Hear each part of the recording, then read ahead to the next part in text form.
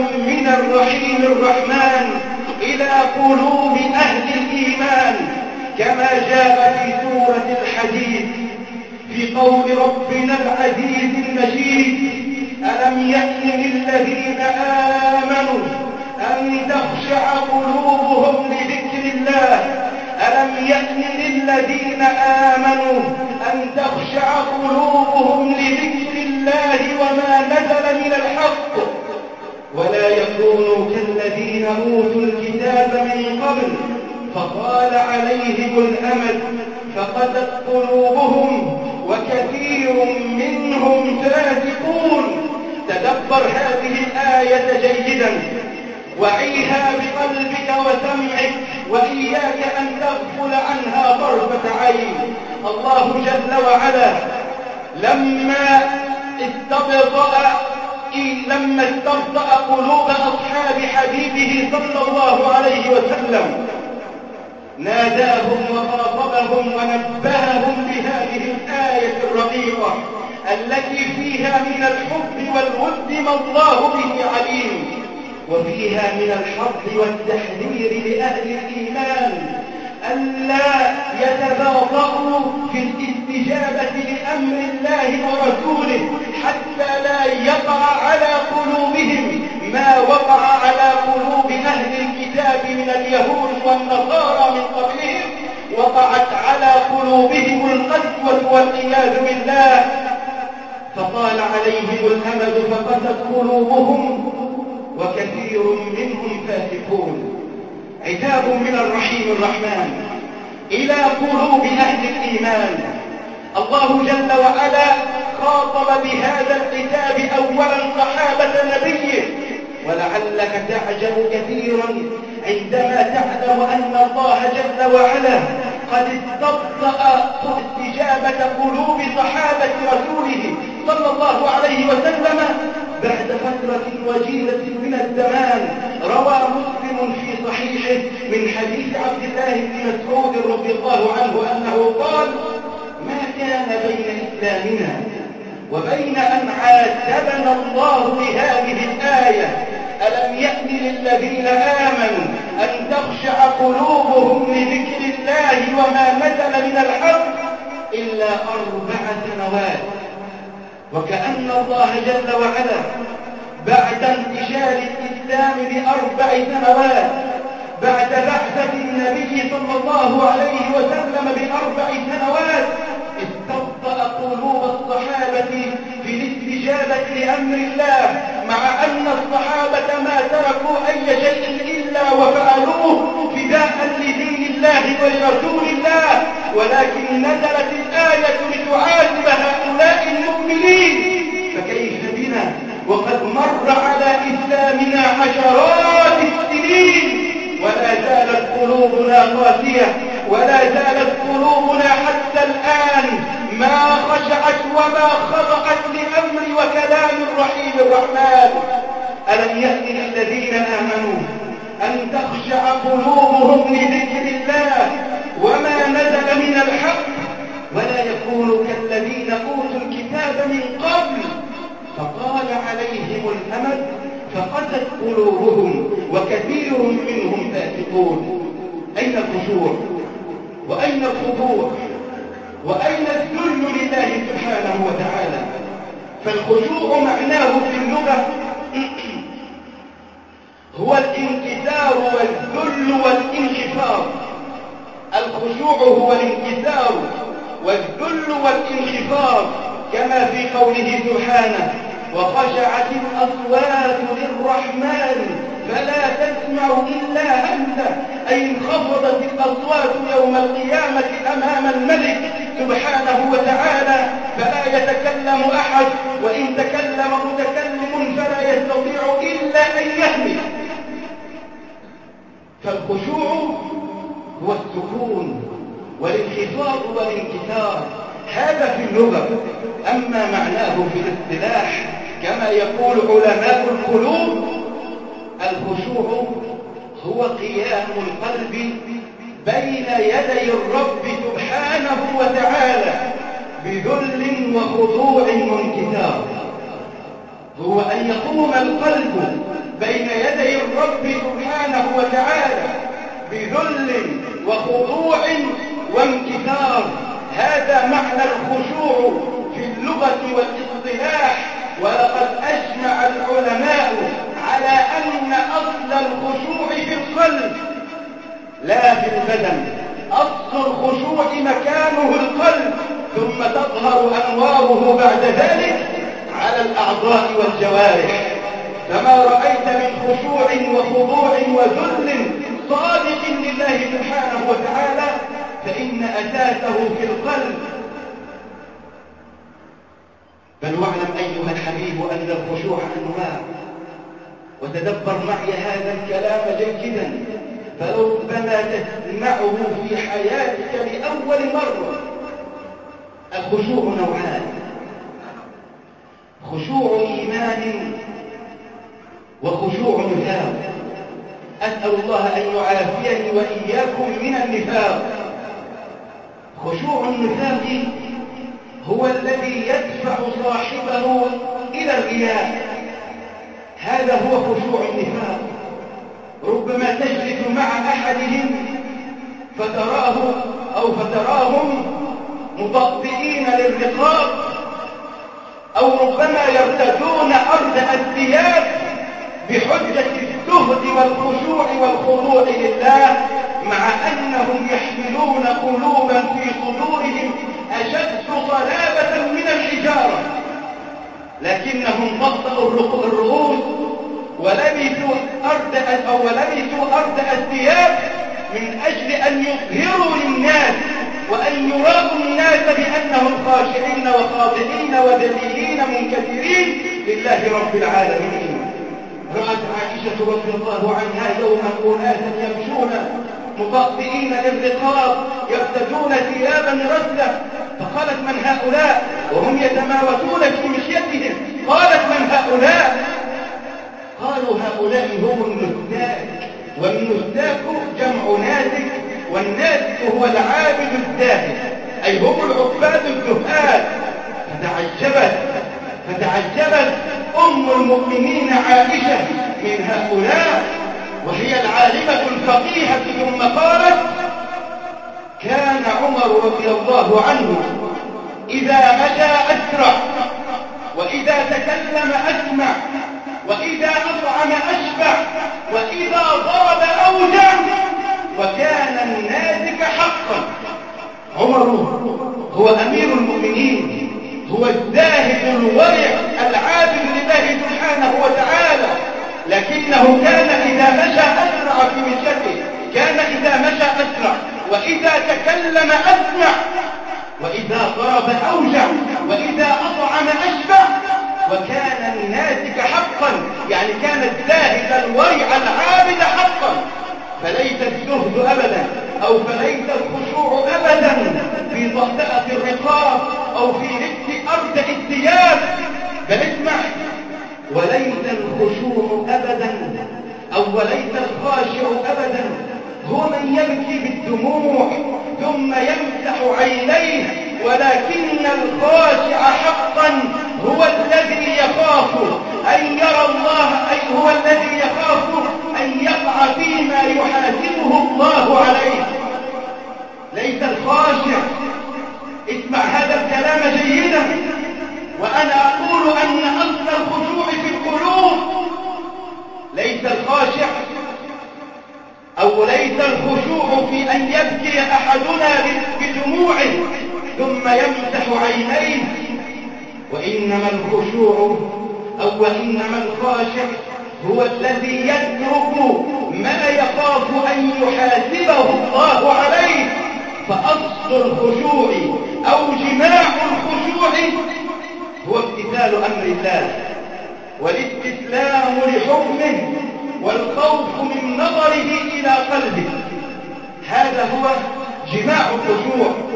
معنى الخشوع الشامل هو امتثال أمر الله والاستسلام لحكم الله والخشية من أن ينظر الله جل وعلا إلى قلبك فيرى في قلبك خلاف ما تظهره للناس. لقاء كله صراحة، لابد وأن تفتش عن قلبك الآن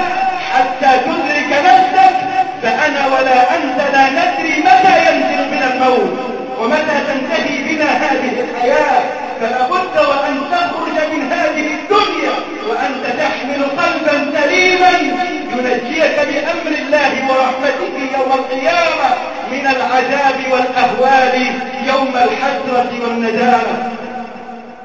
تنبه جيدا إلى هذا الأمر، تنبه جيدا إلى هذا الأمر.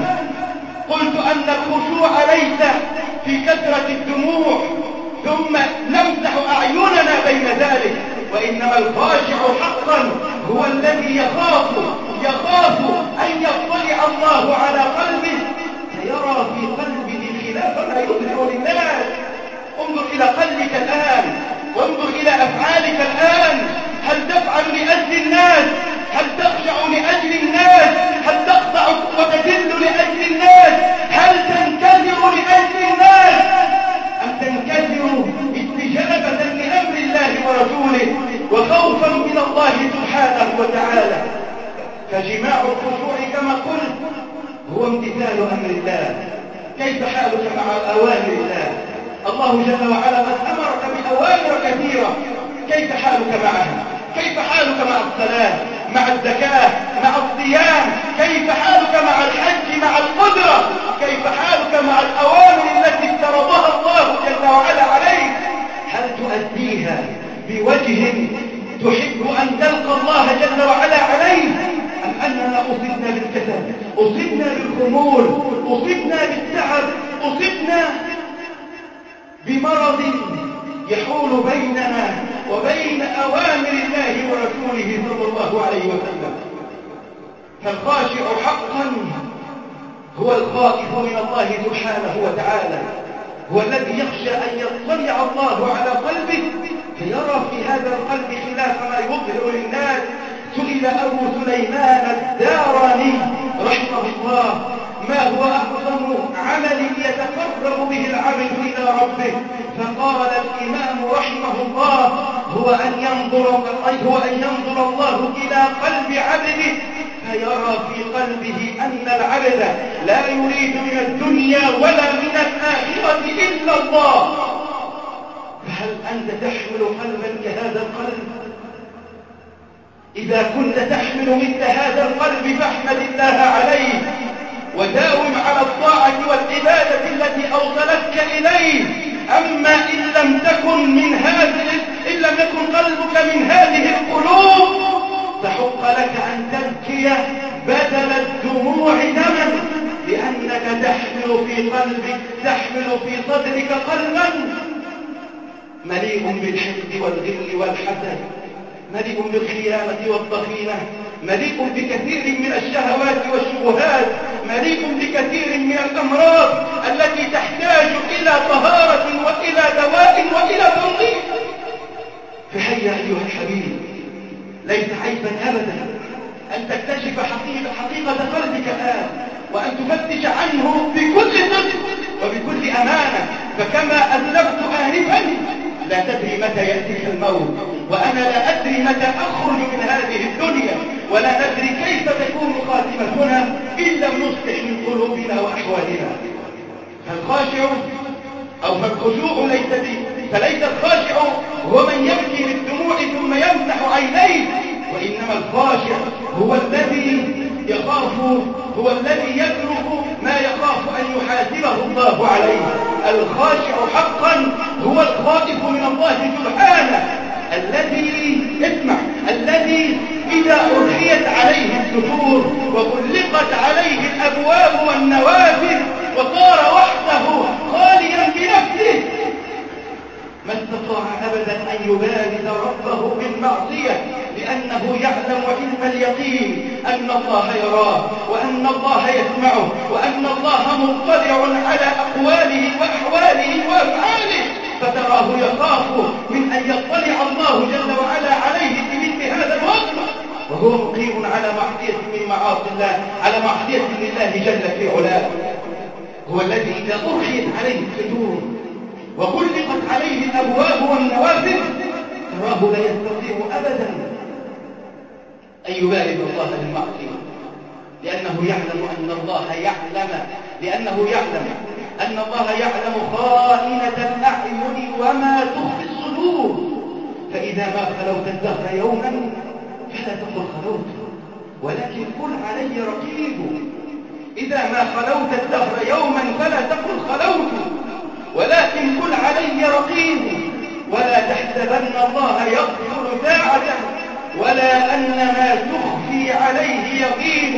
ألم تر أن الله يعلم ما في السماوات وما في الأرض؟ ما يكون من نجوى ثلاثة إلا هو رابعهم ولا خمسة إلا هو سادسهم ولا أدنى من ذلك ولا أكثر إلا هو معهم أينما كانوا، معهم بعلمه، معهم بسمعه، معهم ببصره، معهم بإحاطته وإدراكه سبحانه. أنت ولا أنا ولا أي أحد في الكون كله لا يغيب عن سمعي وبصري وعلمي وإحاطة الملك سبحانه وتعالى. فلما نشترك على الله؟ لما نبارك ربنا بالمعصية؟ لما نقصر في أوامر الله ورسوله؟ لابد وأن نحاسب أنفسنا وأن نفتش عن حقيقة قلوبنا في مثل هذا اللقاء. صارح نفسك، خاشع القلب حقا، خاشع القلب حقا هو المستسلم لله، هو الذي يخاف أن يطلع الله على قلبه فيرى فيه خلاف ما يظهر للناس، هو الذي إذا خلا بنفسه وأخشيت عليه الستور لا يستطيع أن يبارز ربه بهذه المعصية أبدا.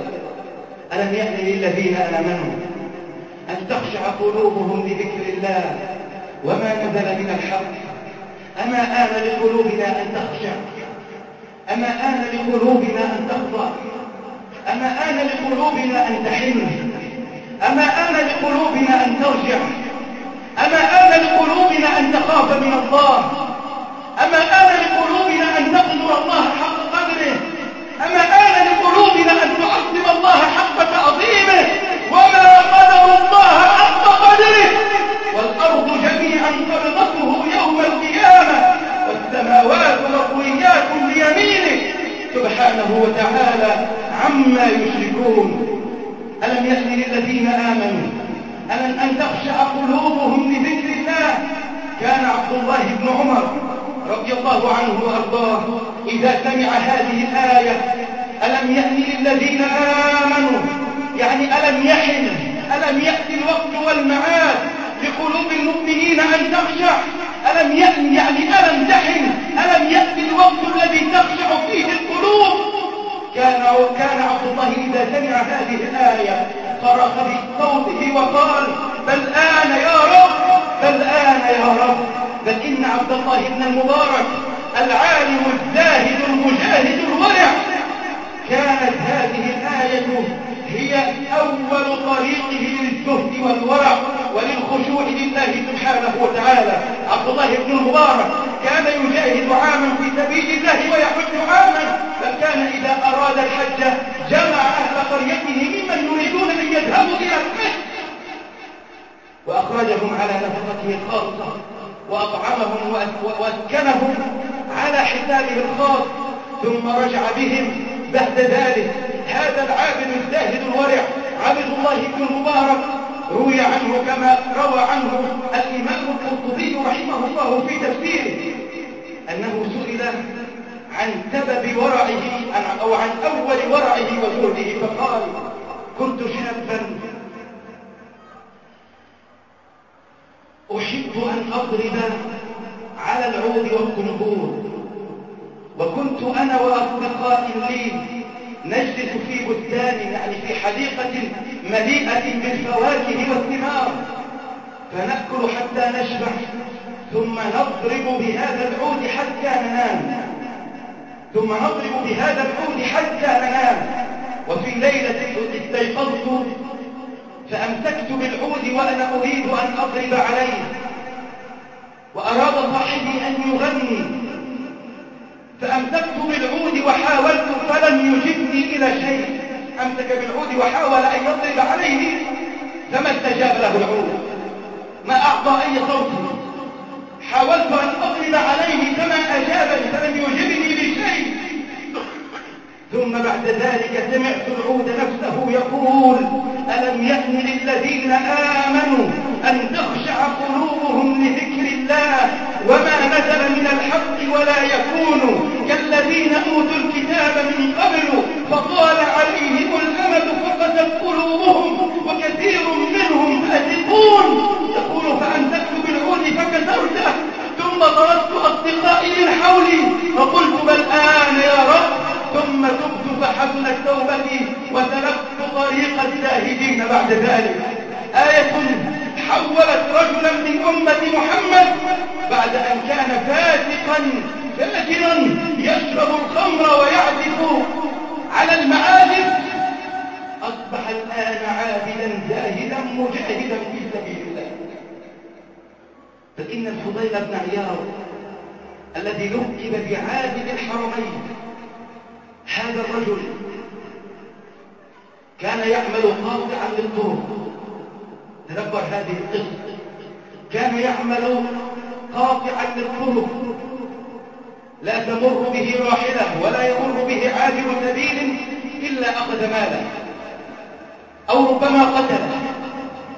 يقول وفي ليلة، وكانت لي فتاة أحبها، وفي ليلة واعدتني هذه الفتاة، فلما جن الليل تزورت الجدران إليها، فلما وقفت على الجدار سمعت رجلا يصلي ويقرأ بقول الله: ألم يأن للذين آمنوا أن تخشع قلوبهم لذكر الله وما نزل من الحق ولا يكونوا كالذين أوتوا الكتاب من قبل فطال عليهم الأمد. يقول فنزلت وقلت بل آن يا رب، بل آن يا رب، ثم آواني الليل إلى خربة، يعني إلى خرابة، وإذ بها رجال عابري سبيل، رجال مسافرون، آواهم الليل إلى هذه الخربة خوفا من السير ليلا. بل سمعهم وهم لا يعرفون، سمعهم يقولون إن الفضيل يقطع الطريق، ولو أننا مررنا بالطريق الآن ربما أخذ ما لدينا. يقول الفضيل رحمه الله: فقلت أراهب لك يا فضيل، تعصي الله بالليل وأناس من المسلمين يخافونك الآن، حق لك أن تذوب الآن يا فضيل. فطرقت في نفسي وهو يجلس معهم في هذه الخربة، فطرقت في نفسي وقلت له: اللهم إني قد تبت إليك الآن وجعلت توبتي عند بيتك الحرام. وانطلق إلى بيت الله الحرام وعكف فيه وتاب وحسبت توبته وأصبح من الزهاد العباد، حتى لقب بعد ذلك بعابد الحرمين. أما آن لقلوبنا أن تحن أو أن تئن أو أن تخشع وتخضع وترجع إلى الله كما رجعت هذه القلوب، وكما خشعت وخافت هذه القلوب، وكما رجع أصحابها إلى الله علام الغيوب. أيها المسلم الحبيب، أنت تعلم علم اليقين أنك لم ولن تنجو أبدا في الآخرة من الأهوال والشدائد، ولن تعيش حياة طيبة في الدنيا إلا إذا امتلكت قلبا سليما، ولن تستطيع أن تسلم قلبك إلا إذا طهرته، وإلا إذا داويته وعالجته من الأمراض التي حلت به. فهيا أيها الحبيب، تعلم كيف تخاف من الله سبحانه. فالخاشع لله حقا هو الذي يخاف من الله حقا. الخاشع لله هو الخائف من الله، فلا بد وأن تخاف ربك. هو الذي قال: فلا تخافوهم وخافوني إن كنتم مؤمنين. فالخوف من الله جل وعلا هو الذي سيلقي بك في حظيرة الخاشعين، بل هو الذي سيجعلك تبتعد عن كل معصية لله رب العالمين. والخوف من الله سبحانه هو الذي سيدعوك إلى العبادة والطاعة لله أرحم الراحمين. جاء رجل إلى أحد السلف الصالحين، إلى الحسن البصري، وقال له: يا أبا سعيد، إننا نجالس أقواما يخوفوننا بالله حتى تكاد قلوبنا أن تطير من شدة الخوف من الله. إنا نخالط، يعني نجالس أقواما يخوفوننا من الله حتى تكاد قلوبنا أن تطير، يعني أن تنخلع من خشية الله ومن الخوف من الله. فقال الإمام رحمه الله: إنك إن تجالس أقواما يخوفونك من الله في الدنيا حتى يدركك الأمن في الآخرة خير لك من أن تخالط أقواما يؤمنونك في الدنيا ثم يلحقك الخوف يوم القيامة أو في الآخرة.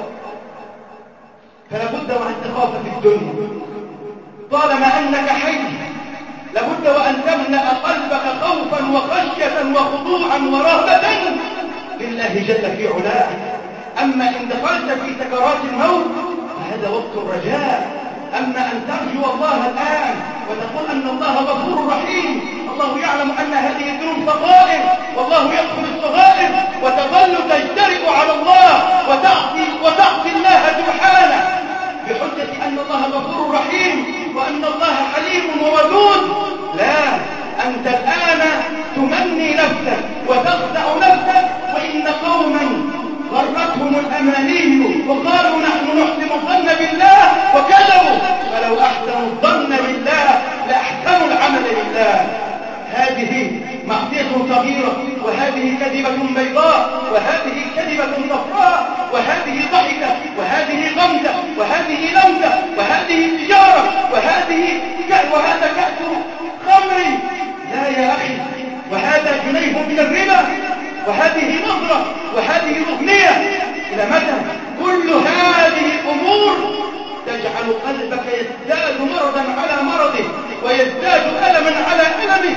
فأنا دائما أشبه القلب بمثل الوعاء الصافي الذي ملئ حليبا صافيا، ثم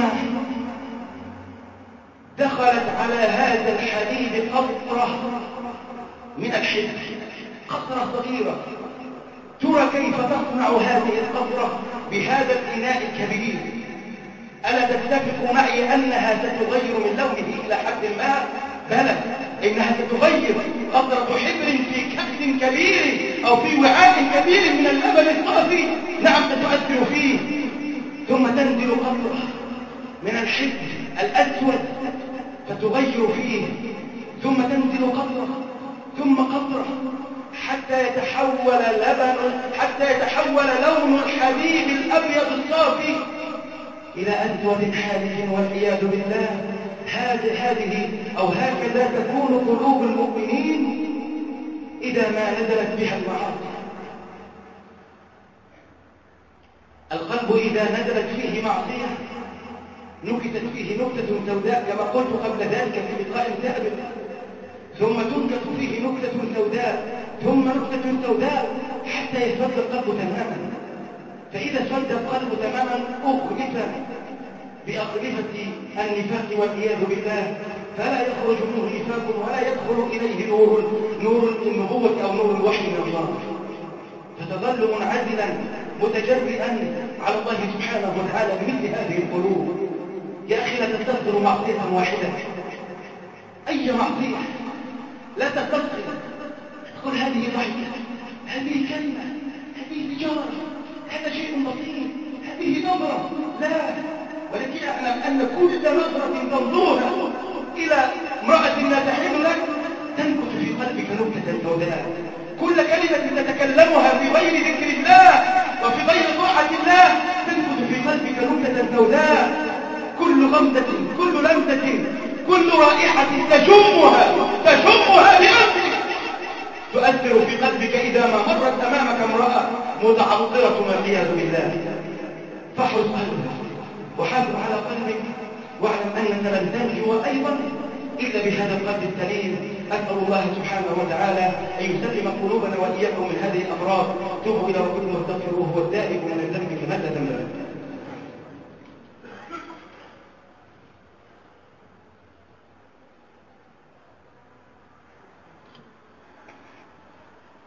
الحمد لله رب العالمين، أحسن كل شيء خلقه وبدأ خلق الإنسان من طين، ثم جعل نسله من سلالة من ماء مهين، ثم سواه ونفخ فيه من روحه، وجعل لكم السمع والأبصار والأفئدة قليلا ما تشكرون. وأشهد أن لا إله إلا الله وحده لا شريك له، وأشهد أن محمدا عبده ورسوله. اللهم صل وسلم وزد وبارك عليه وعلى آله وصحبه وعلى من سار على نهجه إلى يوم الدين. أيها الأحبة في الله، آية تحمل عتابا رقيقا إقراقا من ربكم سبحانه وتعالى، فاقبلوا هذا العتاب منه سبحانه واعملوا به. ألم يأن للذين آمنوا أن تخشع قلوبهم لذكر الله وما نزل من الحق ولا يكونوا كالذين أوتوا الكتاب من قبل اسمع فقست قلوبهم فطال عليهم الأمد فقست قلوبهم. أقول لك واعلم ذلك علم اليقين أنك إن لم تسارع إلى الله وإن لم تسابق إلى الله سبحانه وتعالى، إن لم تمتثل الأمر وتستسلم للحكم وتراقب القلب، اعلم أنك ربما تصاب بما أصيب به أهل الكتابين من اليهود والنصارى من قبل والعياذ بالله. ربما تصاب بقسوة القلب، من قسوة القلب، من قلب إذا قرئ عليه القرآن كله لا يخشى، إذا قرئت عليه آيات الله لا تسمع عينه لا تسمع. من قلب إذا حدث بكل أحاديث رسول الله صلى الله عليه وسلم ما امتثل أمرا واحدا لأنه قد قتل. فإن لم تستجب وتسارع وتسابق إلى ربك من الآن، اعلم أنك ستصاب بقسوة القلب. والله جل وعلا قد وعد أصحاب القلوب القاسية فقال سبحانه فويل للقاسية قلوبهم من ذكر الله أولئك في ضلال مبين. انتبه أيها الحبيب، فتش عن قلبك الآن، لابد وأن تسارع وأن تجري بقلبك إلى ربك، لابد وأن تسرع بالتوبة إليه قبل أن يصيبك ما أصاب الأقوام من قبلك من القسوة. سبحان الله، قال فقست قلوبهم وكثير منهم فاسقون. أرسل الله جل وعلا إلى بني إسرائيل أكثر من نبي ورسول، فأخذوا التوراة ونبذوها، أو أخذوا الكتب هذه ونبذوها وراء ظهورهم، فاستجابوا لشرع ربهم وما استجابوا لأقوال أنبيائهم، وإنما عارضوها بأهوائهم وآرائهم وشهواتهم. فقست قلوبهم ثم وصفهم ربهم بقوله ثم قست قلوبكم من بعد ذلك. الكلام لبني إسرائيل الذين أرسل الله إليهم الرسل وأنزل إليهم الكتب فما استجابوا، وإنما تواطؤوا وتوانوا وأخروا هذه الأوامر. قال لهم الله ثم قست قلوبكم من بعد ذلك فهي كالحجارة أو أشد قسوة. سبحان الملك، قلب في جسد بشر أشد ضلالة من الحجر، كيف يكون ذلك؟ قلب لا يخشع لله، قلب لا يخاف الله، قلب لا يحترم أوامر الله، قلب لا يهتم بسنة رسول الله. كيف لهذه القلوب أن تعارض شريعة الله، هذه الشريعة السيئة التي أنزلها الله لإسعاد البشرية كلها؟ ترى ممن ينتسبون إلى الإسلام الآن يخافون من تطبيق الشريعة، يخافون من تطبيق أمر ربهم وسنة نبيهم، ومع ذلك يدعون ويزعمون أنهم يحبون رسول الله. فلا وربك لا يؤمنون حتى يحكموك فيما شجر بينهم ثم لا يجدوا في أنفسهم حرجا مما قضيت ويسلموا تسليما. لابد من الاستسلام لشرع الله سبحانه سواء قبل عقلك ذلك أو لم يقبل.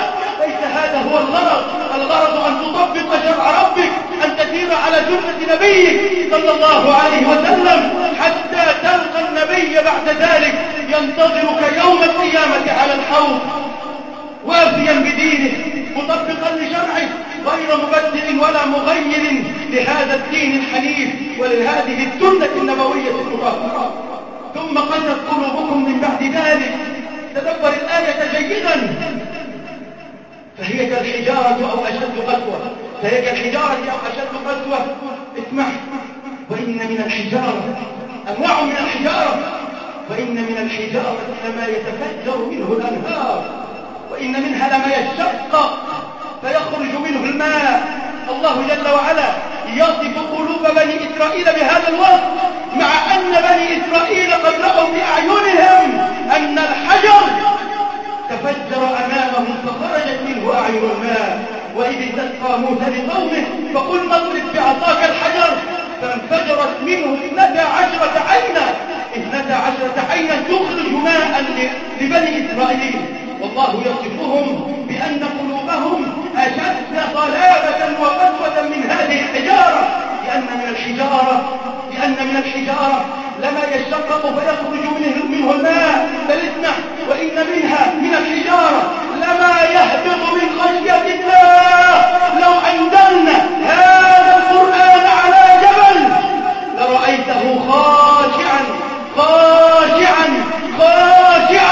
متصدعا من خشية الله. فكيف بقلوب يتلى عليها القرآن ولا تخشع؟ كيف بقلوب يقرأ عليها كلام الله ولا تسمع؟ لابد أن تصارح نفسك، لابد أن تقف على قدر حقيقة قلبك. القلوب يا إخوة جوالة، إما أن تجول حول السماء وإما أن تجول حول الخلاء، حول الشهوات. القلوب يا إخوة تتقلب في كل لحظة وفي كل ثانية، فلا تغتر بطاعة ولا تغتر بعبادة، وإنما داوم الحرص والإخلاص لله جل وعلا. انتبه، فالأمر جد خطير.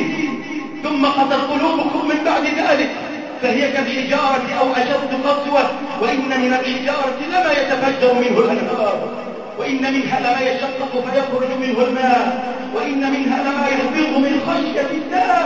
وما الله بغافل عما تعملون. الله